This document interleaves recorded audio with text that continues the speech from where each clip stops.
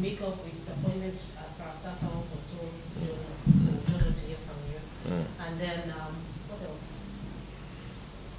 Hurry up, I have to go back to Chambers. Okay, so I think those are different questions to ask. Okay. So, are we good?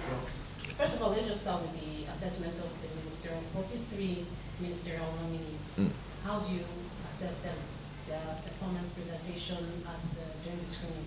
Well, I think the nominees did well. And this, are you telling me to assess the nominees or to assess the Senate? Who do you want me to assess? I think on both at both levels, it was a good process. The nominees themselves did well. The ones we interviewed, a lot of questions were thrown at them, and a lot of them acquitted themselves quite well. Of course, when you look at their CVs, quite a lot of them had above average CVs. One or two were ordinary, but I think the vast majority of them had above average CVs. And when I say above average, I mean these are CVs that could get them jobs probably anywhere in Nigeria. So I think that I think they were okay. What about the performance of the women? Well, we saw some exceptional, women. The women generally, although we didn't ask them questions, but their presentations, for instance, the Katagon and a few of the women made pretty powerful presentations, and so they earned their onions. They did well. They knew their onions. Now the tradition of take a bow and go. Like most persons would say, these people should have been given an opportunity to show their capacity, to prove themselves. Well, it's a tradition. First of all, there's a reason for that tradition. I don't know if you've ever contested an election, but in the course of contesting an election, you are scrutinized thoroughly, particularly by your political opponents, by the law, in terms of by displaying your documents. You have to display all your documents. Those documents are challenged. You have a lot of pre-election cases on your credentials and all that. So you're scrutinized thoroughly. By the time you end up in the Senate or in the House of Reps, or you have been thoroughly scrutinized by the electorate and by your political opponents and so on, both even at the primaries and in the general election. So I think that, and also remember that this is a constitutional stage, but there are other things that happen before the names get here. For instance, they have security clearance by the SSS and so on. So by the time the names come here, they have also been scrutinized.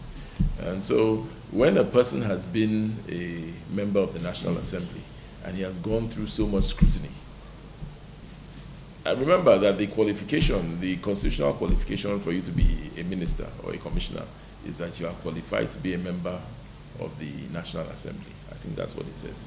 The other one is that you have to be a member of the House of Assembly at the state level.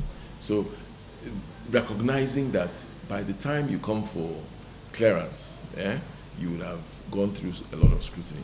So I think that is the rationale. I'm just saying this by myself, that is the rationale for saying, hey, look, these guys have already been through so much scrutiny, both by the security agencies and by the electorate. What else is there to scrutinize? So bow and go. That's for them. The other category that we gave the bow and go treatment to was like you've just said, women. I think we were talking off camera. Women, what do I think about the number of women that were nominated? There were only 7 women nominated out of 43. Now, in our electorate, you have 55% of our electorate are women, and yet only 7 out of 43 came. I'm not indicting anybody, but I'm just saying that it's important. And also in the Senate, we have only 7 out of 109 senators. So it's important that at every turn in our country, we encourage women so that more and more women participate in the electoral process. And I think that the Senate, in its wisdom, decided that it would do its own bit to encourage. You heard our Senate President keep talking about the Senate being gender-friendly. It's gender-friendly for a reason. It's gender-friendly so that we will encourage more and more women to participate in our politics. And that's the reason why the women were asked to bow and go.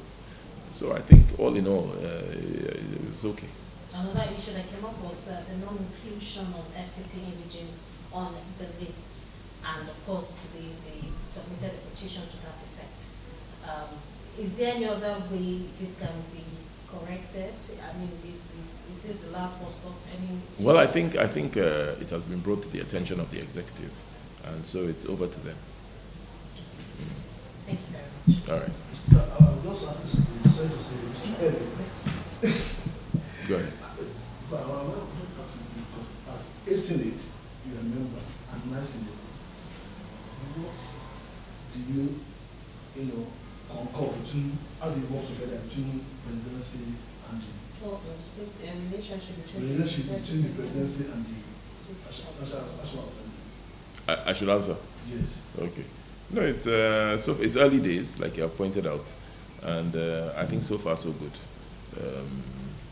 In the 8th Senate, I think there was also a lot of cooperation, especially at this stage, in terms of ministerial clearance, because most of the ministers, in fact, all the ministers that were brought in the 8th Senate were cleared, except well, they were all cleared.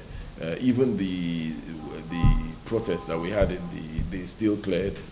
So there was a lot of cooperation between at this stage between the executive and the legislature, and the same is repeating itself in the 9th Assembly, except that this time there is a bit more cooperation because we did not PDP did not stage any walkout. Unlike the previous. Yes. Okay, so that means easier cooperation, smoother relationship, no Cold War to be seen in the nearest future. No, but it was the same thing in the 8th Assembly. There was nothing like that. Even in the 8th Assembly, I think there was a lot of support from the National Assembly to the executive. Whatever issues they were what would I say, offline. Okay. All right, I think